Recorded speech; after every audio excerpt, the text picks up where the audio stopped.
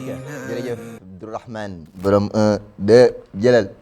ayca li gën a fees tey Ahmed Picc mi maa ngi lay nuyu baax di la ziar Ahmed di la jaale sunu waajur boobu yal na yàlla yërëm ko te jéggal ko xare ko àjjana di ko jaale madame aussi ak jolof-jolof yëpp macha allah ñu ngi lay ziar bu baax borom kap bi tey dama koy tàmbalee ak Sud Quotidien tey la mu xëyee ñun ci li gën a fees nee na le président Bassirou Diomaye Diakhar Faye à la Maison Blanche dem na ca kër gu weex ga foofu la ca les États-Unis entre diplomatie et partenariat gagnant-gagnant wàllum diplomatie ak partenariat yoo xamante ne ku nekk dina ca gis boppam moom Sud Quotidien xëy na ko ak ñun Walf Quotidien dëgg ak ñun ci beneen xët nee na France Sénégal le temps du dégel diggante France ak Sénégal jot na nag jubóo gi daal di gën a fees ak ay dimbalante geeg jàppalante gi ñu wane noonu président Bassirou Diomaye Diakhar Faye ak Macron seenuk jàkkaarloo moom Walf Quotidien xëy na ko ak ñun waaye tijji na aussi beneen xët beneen palanteer ne mini sommet États-Unis Afrique benn sommet boo xamante ne diggante États-Unis ak Afrique la sommet boo xamante ne États-Unis ak Afrique lay daal di tënk moom Trump et Diomaye se couvrent d'éloges ku nekk daal yaa ngay tagg sa bopp waaw ku nekk daal yaa ngay tagg sa bopp moom Walf Quotidien xëyee na ko ñun ci xëtam bu njëkk avenir à Chelsea Jackson les doutes persistent jamono ji Barça veut le Lion en prêt moom journal bi xëyee na ko ñun ci xët mu njëkk mi bu ñu jógee ci Walf Quotidien damay daal di dem ci le quotidien nee na Trump et ses 5 majors waaw kay Trump et ses 5 majors visite à la Maison Blanche nga xamante ne moo di visite ba président def foofule juróomi tënk ya ñu tënk ak juróom ña ko seex ci wàllu taxawaay ak dimbalante ak jàppalante moom journal bi xëy na ko ñun mooy ñooñu nga seen noonu ñu daal di ànd ak Trump les dirigeants africains vantent les ressources naturelles de leur pays le président américain encourage le business et au détriment de l'aide Diomaye propose à son homologue américain de construire un terrain de golf à Dakar nga ne man daal jamono daal nga ne daal jaaxal nañ ma daal le quotidien en tout cas nee na les dirigeants africains ñoom daal président yi ku ci nekk joxe nga sa proposition ak sa réew la mu am ci ay ressources naturelles moom président américain bi wax na ci mbirum taxawaay gi waaye mbirum business gi ñuy dem jëm ci aide yi nga xamante ne ñu ngi ko waroon jox l'Afrique ak business ba nekk ca biir ak na ko nañ koy gars yi di ko tungaañee moom journal bi xëy na ko ñun waaye Diomaye ginnaaw waxtaan ba ak président bu l'Amérique bëgg na daal ñu amal fii benn terrain golf ci Dakar moom la pour Trump wala pour ñuy def golf fii yow doo def golf golf moom milliardaire ñëw ok Sénégal dafa bëri milliardaire pour Trump la wala pour kan la loolu laa bëgg a laaj est-ce que du pour milliardaire Sénégal yi laajal ma ko xaaral après ma laaj golf moom pour Donald Trump pour kan la non xam naa pour wala non pas ñoom Oustaz Maodo lay doon le quotidien en tout cas le quotidien xëy na ko ñun ci xën mu njëkk mi ma dem ci les échos la mu xëyee ñun nee na Trump une audience particulière toogaanu ko waxtaan boo xamante ne bu particulière la il presse ses invités et leur demande de décliner leurs identités et leur pays moom daal la mu sàkku ca ñoom mooy ku nekk rek wane boppam wane it identité am fu mu bokk ak na muy taxawee ci réewam les échos xëy na ko ñun moom Diomaye la mu proposé mooy benn terrain golf ci Sénégal il décline poliment moom journal bi xëy na ko ñun Trump salue sa résilience et tend la main aux dirigeants africains moom la ak Trump nam ca fas yéene taxawee Badara Gadiaga arrêté pour discours contraire aux bonnes mœurs moom journal bi xëy na ko ñun ci xët mu njëkk mi Badara Gadiaga man Abdourahmane man dooma gars yi de demal ci kaay fës boo ma nee nga woo ma ca kaay fës ma fësal ko foofu mais fii asiyaay jàmm rek ñun diine rek voilà Abdourahmane moo may coxataan sama nopp bi moo tax fi mu nekk nii lu ma wax lu dul noonu rek ngeen xam ne Abdourahmane la bu leen ma ko jiiñ waaw kay moo may dugal fi mu nekk daf maa bëgg a dugal waaw bàyyi bañ dem ca kaay fes ma soog a wax en tout cas Badara Gadiaga arrêté pour discours contraire aux bonnes mœurs Badara Gadiaga dañ ko daal di arrêté ndax discours boo xamante ne xëy na teguwul ci yoon wala genre yaa Oustaz yow da ngaa gis dañ ko war a bàyyi dañ ko war a bàyyi kay Badara Gadiaga nañ ko bàyyi réew mi réew démocratie la liberté de la presse liberté d'opinion wala boog bu ñu jàpp ñoom ñaar ñëpp lañu war a jàpp. su ngeen ko waxul dëgg rek wax leneen. su nga tax su baaxul par parloo baaxul. débat bi ñun ñëpp seetaan lañ fa doon wax. Amadou Ba la ak moom. kenn ku si nekk wax na am na loo wax. du dëgg. Amadou Ba la mu wax moom la ko tontu. dañ leen bàyyi xam nga ñun luñ soxla. luñ soxla réew mi am xaalis. am xaalis am liggéey. am liggéey biir mi dox. jëm kanam tëj bi moom jëmul réew mi fenn. lay ndeysaan noonu la fa les échos xëyee na ko ñun ci xën mu njëkk mi yow Oustaz amaloo ci njàmbaar ak jëleel wax dëgg yàlla de kilifa xam nga nit moom kenn ku ne am nga opinion ci sa dëkk ku nekk am na droit gis dara wax dëgg yàlla wax ko waaye nag ci waxin bu rafet waxin bu jekk ci teggin waaw li maam Seydi Hadji Malick doon wax ci ëdëb waaw dafa am solo dafa am solo ci doomu aadama absolument waaw dëgg la nag wax dëgg yàlla mën ngaa wax loolu mën ngaa wax mais du la neex wax loolu itam dëgg la ak na nga koy waxee aussi ak na nga koy waxee la nga war a wax mën nga ko wax waaye ak na nga koy waaye daal juge yi daal nañu xam ni képp kuy juge loo àtte rek di nga ko àtte waat ci kanamu borom bi incha allah te boobaa moom dara du lënt ndax yàlla yàkkamtiwul ndax awlee la ko fa awlee la wax summa awlee la ko fa awlee yàlla ne na kenn par kenn lay àtte bërki dem dama ko wax ci benn jataay ma ni leen dafa am benn conférence bu ma doon def ma ni yàlla lu mu yàlla lépp loo def rek yàlla dina la ko tegal comme vidéo am ko waaw vaar ndeysaan am ku toog ci jataay bi ndeysaan daal ne sama kasetu xombal ba yàlla na xoosu ma ne ko kon xam naa la nga def xombal doy na waar doy na waar doy na waar de loolu de yàlla ci yàlla musal yàlla dolli sutura rek ba lépp bu ñu tegee kaset bi daal vaar bi bu mu bëri waaw bu mu bëri te ñu jéggal ñu ko incha allah lépp rafet enquête xëy ñun nee na Trump mise sur le partenaire économique en tout cas Trump la mu bëgg mooy ginnaaw New Deal africain bi ñu daal di am ci déggoo ak partenaire boo xam te ne ku nekk rek dina ci gis boppam ci mbirum koom-koom ak taxawaay moom journal bi xëy na ko ñun ci xët mu njëkk mi les échos loolu la xëyee ñun ba tey ci enquête nee na New Deal africain ñu dem ci l'observateur ak tey la mu observé moom nee na l'incroyable histoire du garçon qui a décroché son bac du bout des orteils moom journal bi xëy na ko ñun di kii nga xamante ne gëm boppam tax na tey jii yàlla may na ko mu daal di décroché bac bi ak ñu ko yàlla bindeeg macha allah moom journal l'observateur xëy na ko ñun di ñu ko xam ne kéemtaanu ku nekk yàlla mooy séddale wallaay ndeysaan ñun waaw wallaay ndeysaan wala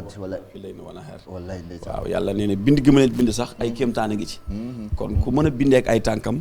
ba décroché loolu ñuy wax bac jël P am mention kooku dëgg maanaam yàlla mooy wane boppam rek te xam ne moom am na kàttan ci fépp wallaay séddale du dëgg wallaay dëgg la macha allah enquête xëy na ko ñun l'observateur moom loolu la xëy ñun nee na daal l'incroyable histoire du garçon qui a décroché son bac du bout des orteils ngëm-ngëm dafa am solo yow Oustaz ak Pastef waaw Pastef loo ciy nekk da nga cay way ca waaw na ngay sabab lu tey bañ a sukkandikoo yëngu yi waaye yaa fus baaxul yaa nañ ci yàlla musal waaw bu wax jeeg yëpp jaru ko jëf rek boo jëfee rek ñëpp a xam li man amila saalixan fali nafsihi wallaay ndeysaan wallaay naa leen karamallahu wajhu dafa wax ne booy sàcc sax bu loo kenn dàq nit da looy def da nga ciy def itte da nga ciy def itte fekkun fii waaw fekkun fii booy xoola booy sàcc sax bu loo kenn dàq non dajjil banque yi nekk ci nekk ci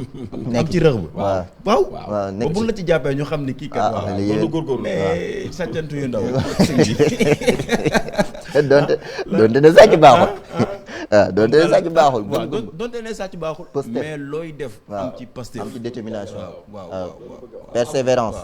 waaw boo ci dogoo rek sayaati fi mashiatillah azza wa jalla wallaay ndeysaan ñaata nit nga gis la ñuy def mënuñu ko woon waaye dogu rek moo leen ci yegg wallaay ndeysaan ak pas-pas yaa nañu yàlla def ak dogu ak dëggu l'observateur xëy na ko ñun ci xën mu njëkk mi Diomaye vend le Sénégal à Trump en tout cas Diomaye jaay na Sénégal ca kanamu Trump moom journal bi xëy na ko ñun Direct News nee na le régime n'est-il pas en train de fabriquer un monstre ndax régime bi nekkuñu di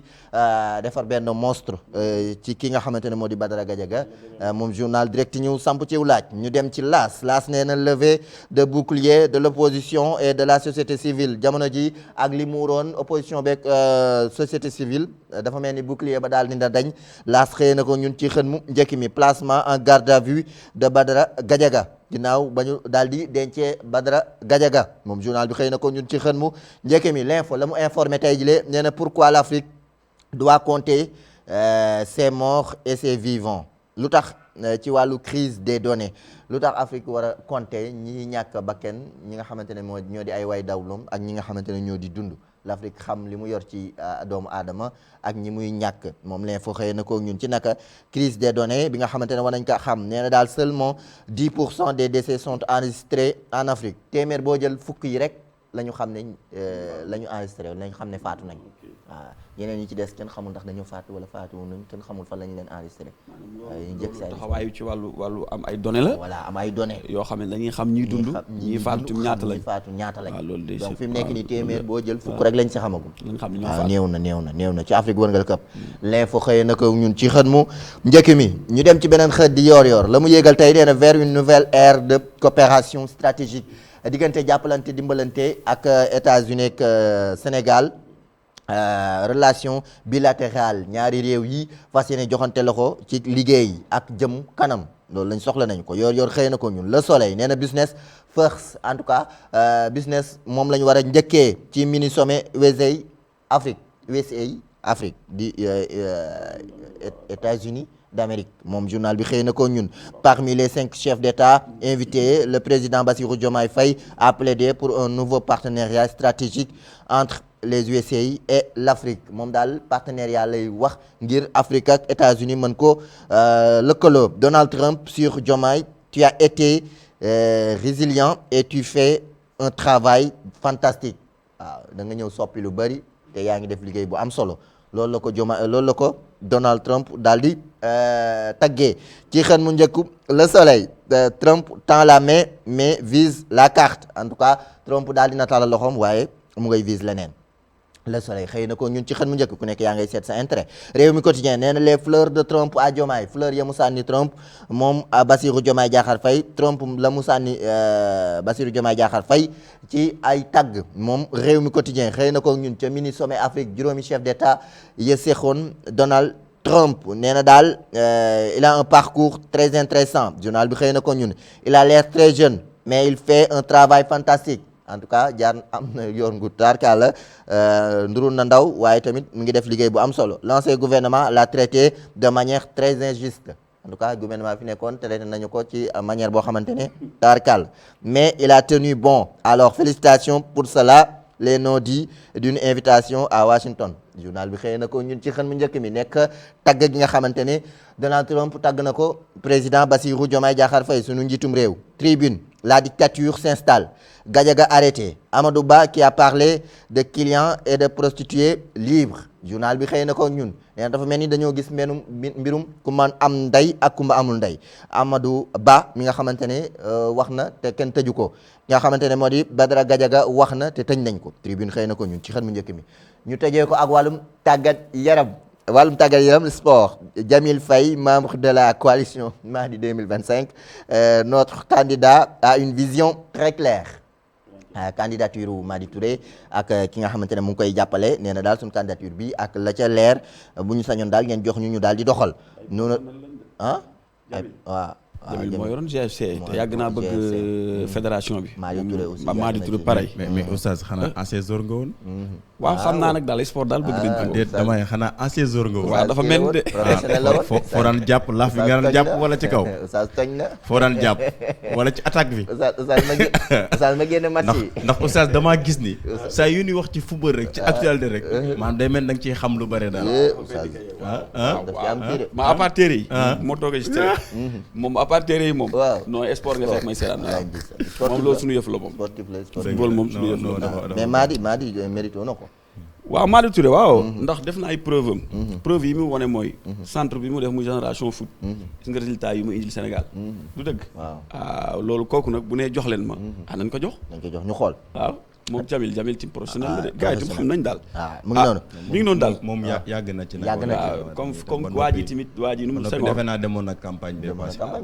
demoon na campagne man itam yàlla mën na to ci football wax dëgg yàlla waaw lay indi sax nëbb laa koy def làqatoog pantalon lu ne laay sol jàllaabe parfois may dem terrain sax sol jàllaabe waaye mënuma ci dara. non le sport la tàggat yaram. waaw ce qui veut dire que ne bàyyiwu leen seen bopp. waaw du oustaz rek toog ci téere des fois nit fekk la fa sax ni la Hadj Malick da ngay ñëw fii. wallaay da ngay ñëw fii dañ la koy wax. waaye da ngay xam ni rek faaw nga yëngu. waaw yëngu sport la ndax itam Sénégal ku leen toog. doo jubóog sa borom. déedéet moo tax faaw ngay sàcc sa bopp mënul ñàkk. nous refusons de discuter avec personne bañuñu discuter ak ku nekk il serait irresponsable de toucher à cet AG nous jamais nous ne validerons le manko moom journal bi xëy na ko ñun ay dilag yu ci mel yenn yooyu nee nañ ño waaw duñ ko kii waaw duñ ci am leen waaw duñ ko nangu dañu bëgg daal mooy teg ndënd ku ci nekk jël la cam lam élection ñu dem dañuy war a dem élection mu ngi noonu en tout cas looloo gën a fees ci boppu yéene kaay yi bala maa ñëw ci la pensée du jour xam ngeen Moustapha Ndiek Sarr demoon visite foofu la ca Tiwaawan amal fa genn toogaanu ku waxtaan ak gunge ginnaaw benn projet bu ñu lancé di un talibé un métier un talibé un métier lu toll nag ci fukk ak juróomi junni ci ay talibé ñu wax leen formé ci yenn métier ama ci daara ji accompagner leen sélection bi nag daal dina tàmbali léegi moom dafay dem ci këru diine yi fu ci nekk wax leen comment ça se passe ak nañu koy defee ngir visiter waxtaan ak ci kilifa yi sëñ